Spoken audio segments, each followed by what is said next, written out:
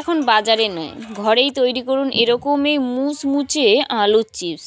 চোখের নিমিষেই তৈরি হয় আর খেতে তো এটা ভীষণ সুন্দর হয়।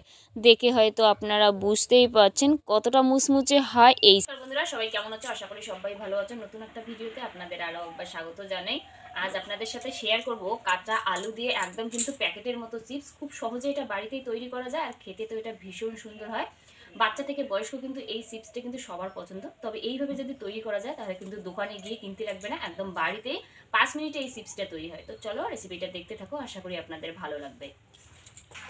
বানানোর জন্য এরকমই কিন্তু লম্বা যে সাইজের আলুটা হয় সেটা নিলে কিন্তু চিপসটা খুব ভালো হবে। এরপর খোসাটা খুব সুন্দর করে ছাড়িয়ে নেব।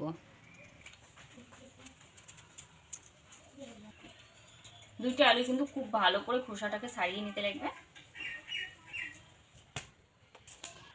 আলুটা কিন্তু ভালোভাবে খোসাটা ছাড়ার পর এরকম একটা যে এগুলা গ্রেটার যে আছে, গ্রেটারের যে চিপস বানা যে এইটা আছে এটা দিয়ে কিন্তু তৈরি করা যাবে। এখানে একটাই কিন্তু ডিজাইন আছে আর অনেক কিন্তু এই চিপস যে তৈরি করা সেটা কিন্তু দুইটা থাকে।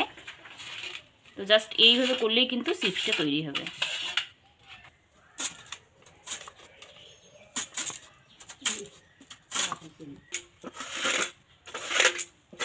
খুব সুন্দরভাবে কিন্তু এই চিপসটা তৈরি হয় এইভাবে করলেই।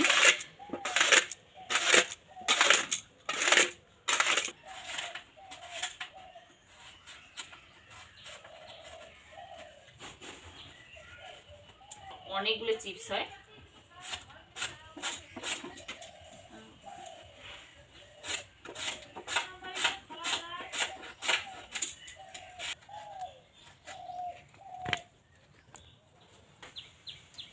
এরপর কিন্তু এটা পরিষ্কার জলে ভালোভাবে 2-3 বার এটা পরিষ্কার করে আলুটাকে ধোয়া লাগবে, যাতে আলুর যে কষটা আছে সেটা যেন না থাকে।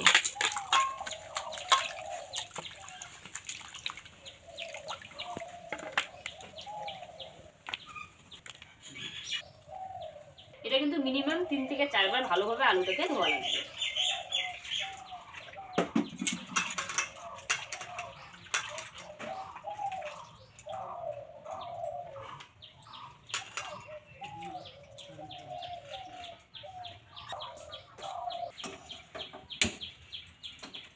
এরপর কড়াইতে অল্প একটু জল দিয়ে দেব।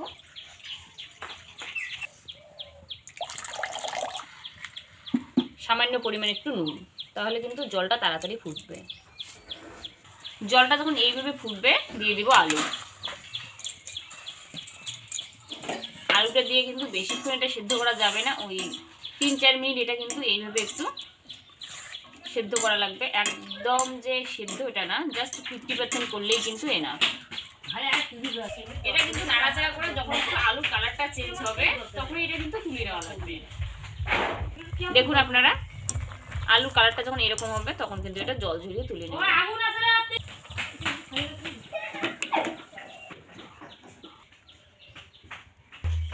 এরকম একটা কিন্তু শুকির কাপড়ে এই আলুটা যে আছে তার যে এক্সট্রা জলটা এটা কিন্তু একটুখানি শুকিয়ে নেব, বা এইভাবে মুছলেই কিন্তু হবে, যাতে এর গায়ে এক্সট্রা জলটা না থাকে। এইভাবে করলেই হবে। এটা ফ্যানে দেওয়ার কোনো প্রয়োজন হয় না বা শুকনো করার কোনো প্রয়োজন নেই। জাস্ট এরকম যদি করা যায় তাহলে যে এক্সট্রা এর জলটা সেটা কিন্তু যেই সুতির মানে কাপড়টা থাকবে সেটাই কিন্তু টানবে। ঠিক এইভাবে আপনারা চাইলে পেপার দিয়ে ওইটা এই কাজটা কিন্তু করতে পারেন। জাস্ট এইভাবে একটু কাপড়টাকে দিয়ে এইভাবে জলটাকে একটুখানি ইয়ে করে নেব। একদম আলুটা কিন্তু শুকনো। দেখুন আলুটা কিন্তু এর যে আলুর গায়ে যে জলটা এক্সট্রা সেটা কিন্তু একেবারেই শুকনা। ঠিক এইভাবে কিন্তু শুকনো করে নিতে লাগবে। দাঁড়া দাঁড়া দাঁড়া দাঁড়া একটুখানি দাঁড়া। কড়াইটাকে কিন্তু ভালোভাবে গরম করার পর এখানটা দিয়ে দেবো ভাজার জন্য তেল। তেলের পরিমাণটা একটু কিন্তু বেশি লাগবে। তেলটা কিন্তু ভালোভাবে গরম করার পরে এক একটা করে এইভাবে দিয়ে দেবো। এটা দিয়ে দিব এইভাবেই। আচ্ছা ঠিক আছে, দিয়ে দেওয়া যাবে না। ও ঠিক আছে, তাহলে এটা দিয়ে দিই।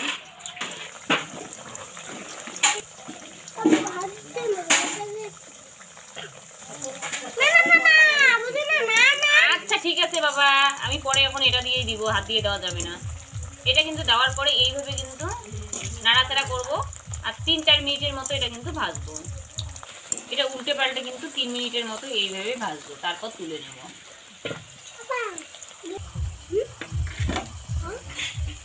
এটা কিন্তু তেল ঝরিয়ে এটা নামিয়ে নেব। কি লবণ পরে রে, এখন লবণ দেওয়া যাবে না। না, বাদ বাকি যে আছে সবগুলো কিন্তু দিয়ে দেবো তেলে।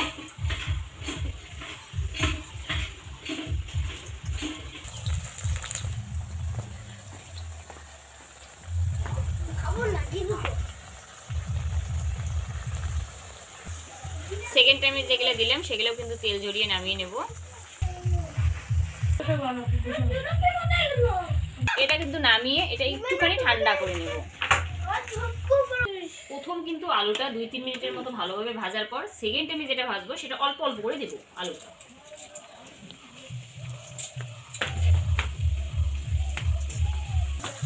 প্রথমবার কিন্তু কম 2-3 মিনিট ভাজবো, ভাজার পর সেকেন্ড টাইমটাতে অল্প অল্প কিন্তু এইভাবে দিব। আর অনবরত কিন্তু নাড়িয়ে চাড়িয়ে সুন্দর একটা কালার নিয়ে আসা লাগবে। বন্ধুরা দেখুন, এটা কিন্তু একটুখানি হালকা আছে সুন্দর করে সময় নিয়ে ভাজতে লাগবে। বেশি একটা সময় লাগে না, যদিও ওই 5 মিনিটেই এটা হয়। দেখুন ঠিক এরকম কালার হলে পরে নামিয়ে নেব, তেল ঝরিয়ে দেখুন।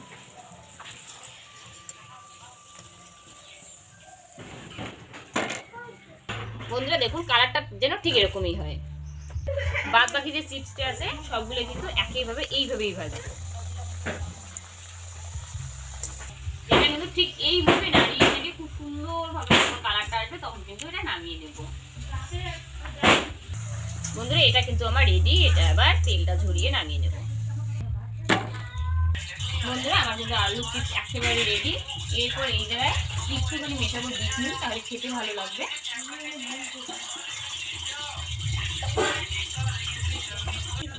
এরপর আরেকটু শুকনো লঙ্কার গুঁড়ো, তাহলে কিন্তু টেস্টটা খুব সুন্দর আসবে। আমার চিপসটা কিন্তু একেবারেই রেডি। আপনাদের দেখাচ্ছি কতটা মুচমুচে দেখুন।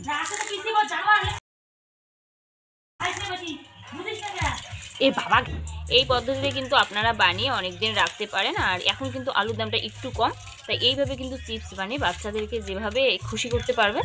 আর আপনারাও কিন্তু বড়রাও বেশ এটা চা দিয়ে হোক বা ভাত দিয়ে দারুণ লাগে। তো এইভাবে একবার যদি বাড়িতে বানিয়ে রাখেন তাহলে কিন্তু জানাতে ভুলবেন না এটা কীরকম হয়।